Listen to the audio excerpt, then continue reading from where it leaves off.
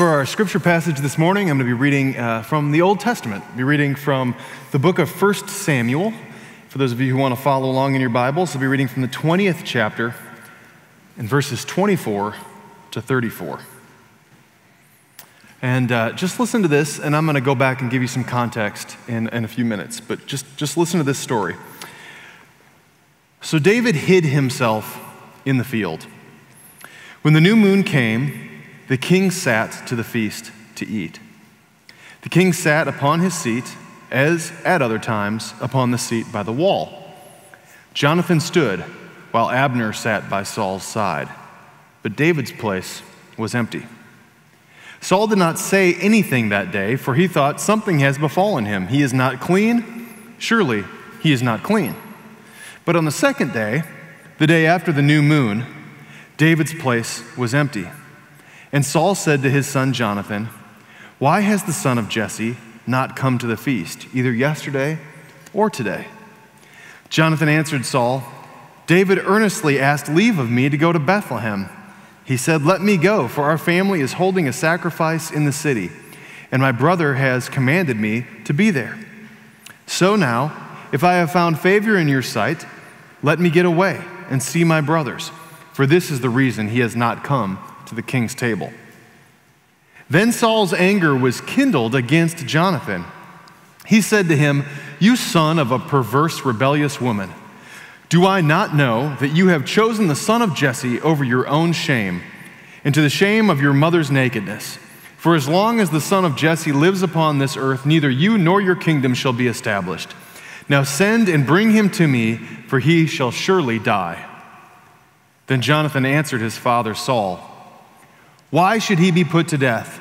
What has he done?" But Saul threw his spear at him to strike him. So Jonathan knew that it was the decision of his father to put David to death. Jonathan rose from the table in fierce anger and ate no food on the second day of the month, for he was grieved for David and because his father had disgraced him. The word of God for the people of God. Thanks be to God. Well, as Lynn pointed out, we've got some additional props up here on the stage today. We got a tent, lantern, some other gadgets, a campfire we'll be adding to the scene as we go through the month. But doing a new sermon series this month with, yes, as you guessed, of course, a camping theme. I grew up going camping. That was a part of my upbringing. At first, when I was a young child, we used to go to state parks. We used to do car camping. We'd get out tents just like this one. In fact, I think we fit 5 of us in a tent like this for a little while. That was not terribly fun. But we did a lot of those family trips to nearby state parks. When I got a little bit older, around the age of 9 or 10, my dad said, "Okay, you can start to carry stuff now. And so let's go take a more intense camping trip." And so we would go to the BWCA, the Boundary Waters Canoe Area Wilderness. And for those of you who are unfamiliar with that part of the country, that's up in northern Minnesota on the Canadian border. And it's all wilderness land up there. And one of the great things about it is there are no cell phone towers. You rarely ever see an airplane fly overhead. It's completely silent of all human kinds of noises. And you can't bring any motors up there. So no motorboats, no four-wheelers. All you can do is drive your vehicle into a gravel lot on the edge of the boundary and then put your canoe in the water and start paddling in. You get really kind of crude maps that show with a red dot approximately where campsites are. And when you get to the campsite, there's a little fire grate and a latrine out in the woods. And so it's very remote. It's kind of rugged camping. And when you get to the end of the lake, you put your canoe up on your shoulders, you put your pack on, and you portage through the woods until you get to the next lake or stream and put in there, go again to the next one. And so within a few hours' time, you could be somewhere where you won't see anyone for a whole week. And that's part of the allure for some of us who really have enjoyed that time in the wilderness. Others of you are thinking, that's madness. I would never do that. And that's fine. But I used to do that with my dad. And then we would do it with his friend and his son, and then later on my uncle and my cousin. So this was an annual tradition where we would do this once, and maybe we even did it twice a year at a couple of different times. And this is a part of what we did. And when you would camp that often, you would start to pick up on certain things that were good ideas or bad ideas and certain practices and patterns that you picked up on. For example, one of the things we found out early on, no matter how tired you are at the end of the day and after dinner, and even if it's dark, you still must walk way back into the woods, find a tall tree with a branch growing at 90 degrees, hurl a rock tied to a rope over it, and pull your food pack up there for the night. Because if you're tired and you decide that you want to stash it under a rock or somewhere else under a log that you think it won't be found, the bear will find it. The bear will find it. And there's nothing quite as mood dampening on a camping trip as all your food being eaten or ransacked by a bear. That happened once. Learned that lesson. Another thing that we learned, and this is maybe a little bit crude for Sunday morning, but you'll understand. You're in your tent. You wake up in the middle of the night. Nature calls.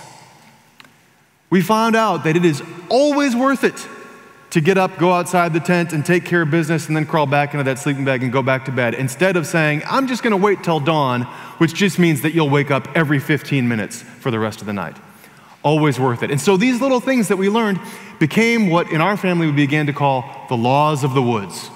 The laws of the woods. So each week in the month of June, I'm going to share a law of the woods brought to you from the Christensen family. And these will be life lessons for you and lessons for camping and life that you will, I'm sure, cling to and cherish for all of your days. So today's lesson for a law of the woods is about wet boots. See, the thing that happens when you are not camping in an RV is that when you go canoe camping, and if you were riding at the front of the canoe, as I always was, as the smaller of the two people growing up, what would happen is you'd run the canoe up on the shore. Now, sometimes it's not a sandy beach. In fact, I can only recall one campsite that ever was. Usually it's a rock outcropping or a bog or maybe even knee-deep water. But that's the place that you're going to have to get the canoe out of the water. And so I would try early on to get myself up by the front of the canoe and then sort of do one of these huge leg stretches and put my toe on the shore and then try to get up onto the land without getting my boots wet. The problem with that is that nearly every time I did that, I would shake the canoe so violently that we would risk tipping over the whole canoe, wetting down all of our clothes, turning all of our food to gravy, and upsetting mightily my father in the back of the canoe. So what I found out was, it's just easier if you go ahead and put your foot in the water. It's going to be wet socks and wet boots for the rest of the trip, but it is better than capsizing everything that you brought on the camping trip.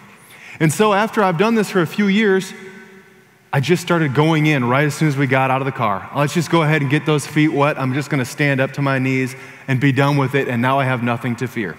So these boots have been turned upside down and dried out for months at a time after some of those trips. So it's sometimes good to get your feet wet. And what that translates to is that sometimes it's worth a small sacrifice in order to get at a much more important thing. Now, in today's story in the Bible, you heard about a sacrifice from a guy named Jonathan. And for those of you who it's been a while since you've heard this story, or maybe this is unfamiliar to you, here's the background on this. So the people of Israel, they are asking God for a king. Because they said, look at all of our neighbors, all of our neighboring nations, they have kings. We don't have a king yet. We want our own king. We want to be like them. We want to have official status in this place. And throughout time, God has sent prophets who said, no, you don't need kings. You've got God. God is enough. God has provided for you since the beginning. You don't need a king to oversee your people. And they said, but we really want a king. We really want a king. And so finally, God relents. And God appoints the first king. And his name is Saul. And everything's going well for Saul at first, until not too long after Saul's been king, God gives directions to anoint a small shepherd boy named David as the next king. He's the king waiting on deck to be king after Saul has died. David, it's okay at first. David's just this tiny little boy. He's humble. I mean, maybe he'll grow up to be something, but he's no threat. But then David and the whole Goliath thing happens, and David begins to receive quite a bit of notoriety for it. And so now all of a sudden, David's a household name in Israel, Yes, and did you hear he's anointed to be our next king? Well, this just makes Saul, the current king, feel quite uneasy about the circumstances. And what begins is an uneasiness, moves into a fear, which then moves into an anxiety, and ultimately leads to full-blown paranoia. So at the point of today's story, you have David, who is now a young man. He's grown up under Saul's tutelage. He has been an instrumentalist who's been playing the harp for King Saul, and Saul originally was interested in this, took a liking to David and sort of took him under his wing, but now it's turned to jealousy, fear, and paranoia. Saul has a boy of his own who's about David's age. His name is Jonathan. And it's got to be a strange thing to grow up as the son of a king, especially the son of Israel's first king. And so Jonathan has, in many ways, I'm sure, an atypical life. And so this other boy who's growing up with this atypical life, the king-to-be someday, becomes his best friend. And Jonathan and David are like this, like as tight of a bond of friendship as you could ever get. They're inseparable. They have a deep admiration and love for each other. And they are tight. But as Saul gets more and more uncomfortable with David's presence, he begins to lose it. He loses his grip on reality. Now, David has never done anything terribly threatening. David's not conspired against the king. He has not come up with an assassination plot. He is just patiently waiting because he knows in God's time this will all work itself out. Saul doesn't see it that way. And the closer that David gets to being of age to be the king, the more Saul is enraged and crazy. He's gone mad. So he conspires to kill David. And he wants to bring his son Jonathan in on this plot because he knows that Jonathan is like the bait that will bring David close enough that he can kill him. And so they normally eat dinner together, and it's the first day of the month, and so there's going to be a big feast prepared. And so that's where we pick up in today's story. And Saul says, I'm going to have a feast, and everybody should show up. And so he's got a spot for his son Jonathan, and he's got a spot for David. David doesn't come to the feast that night. Saul's not too worried about it, because he says, well, he's probably just unclean, and he means, ritually unclean. You couldn't come and dine with the king if you had been around a dead thing, or if you'd killed an animal, or if you'd had any blood on your body or anything like that, or a host of other reasons why it would cause somebody to be ritually unclean. So he doesn't think anything of it. The second night, however, he notices an empty seat at the table where David should be seated. He says to Jonathan, so where is David? Except he doesn't say that. He says, where is the son of Jesse? Because his rage is so strong now, he can't even say his name. And Jonathan makes up something. He says, well, I told him that he could go back and visit his family. He asked special permission. He wanted to go be with his brothers to have the feast tonight, and I told him that it was okay to go back to Bethlehem and do that. And Saul is livid. He is furious, because he knows that Jonathan has cooked up something with David to protect David. And in fact, they have. They came up with a plan because they both knew that Saul had it in for David. And so the plan was Jonathan would go out into a field and David would be hidden in that field.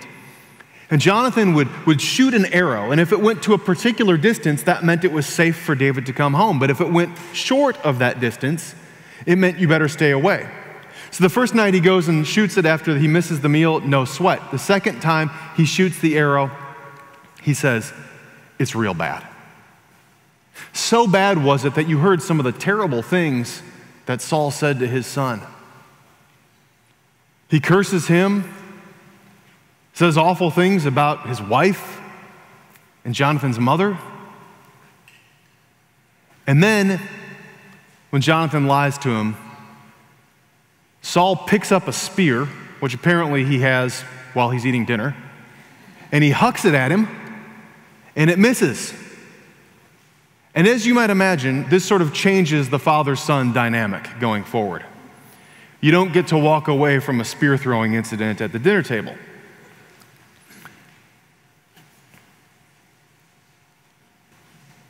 But Jonathan is deeply grieved by what's happened. In that moment, he had to make a terrible decision.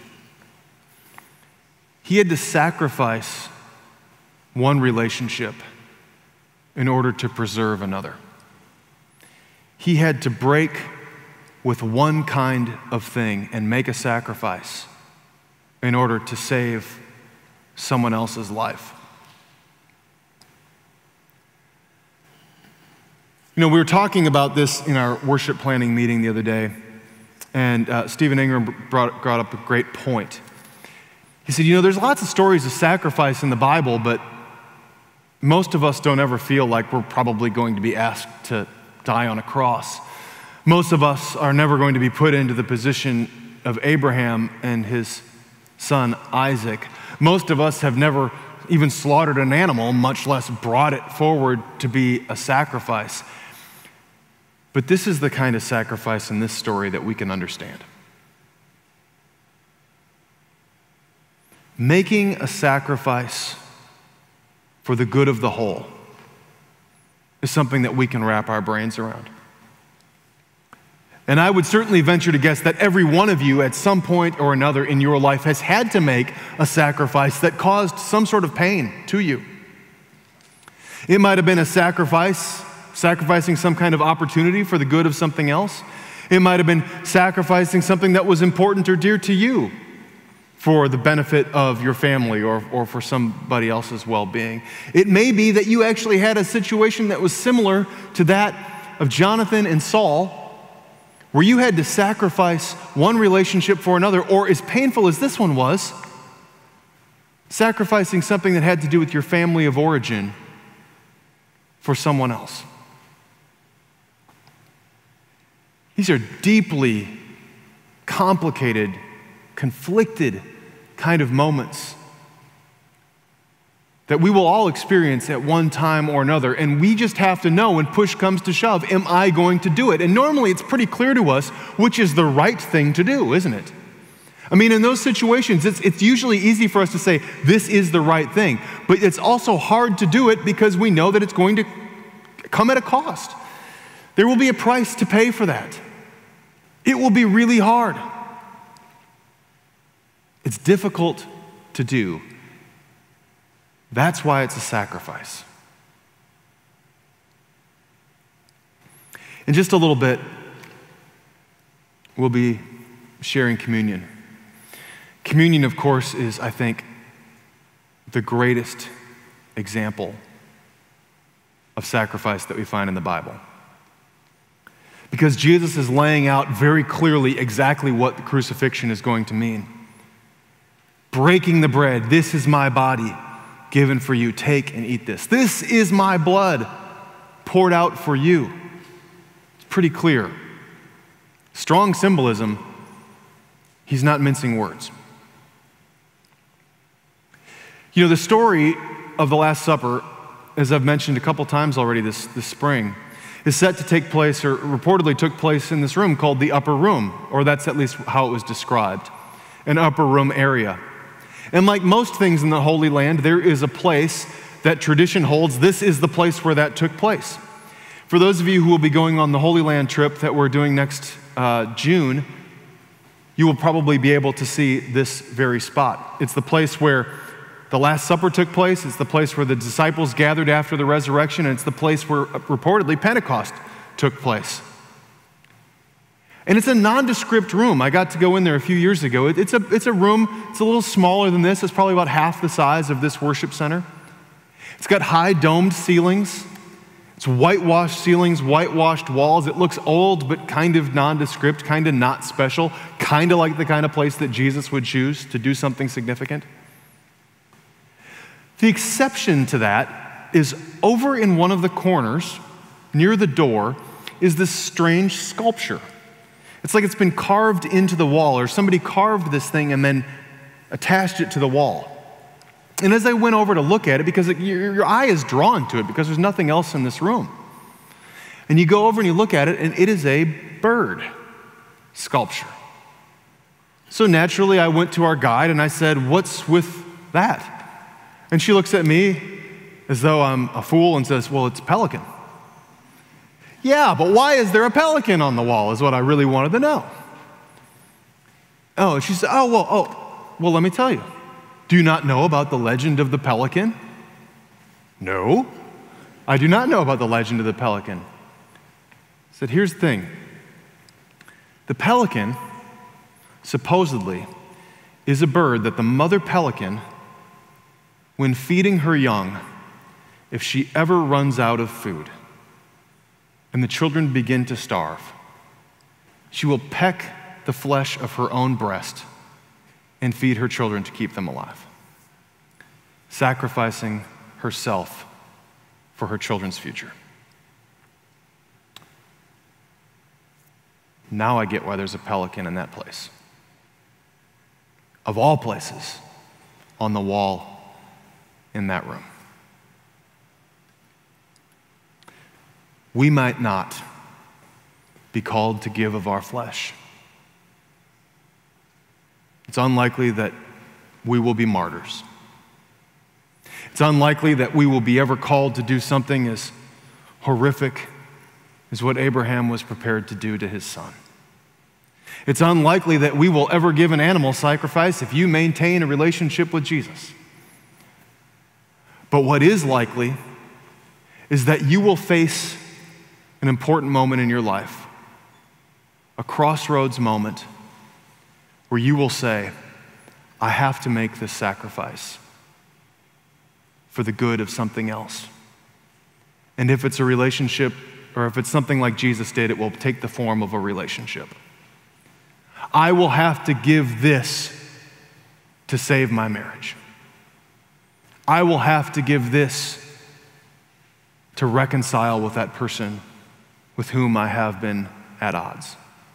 I will have to give away this, take on that, move to here, sell off that, give up this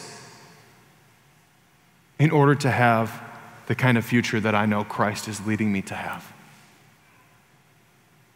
And it's not easy. And it will be exchanged for our time, our treasure, our pride, our desire to feel in control. All of these things at times will be sacrificed for the greater good. We're going to have to get our boots wet to do what we're called to do. And sometimes, in fact, I would argue that it's essential that in order to continue to grow in our relationship with Jesus Christ, it is going to continue to take sacrifice on our part too. There are things that Jesus will call us to do as his followers, as his disciples, that will mean setting aside something or sacrificing something else, because that's what it means to be a true follower and disciple of his. But the good news is, and the thing that we always need to keep sight of, is that first, Jesus sacrificed everything for that future relationship with us. And we're here today because he initiated the first move, the first step, in showing us what true sacrifice is really about.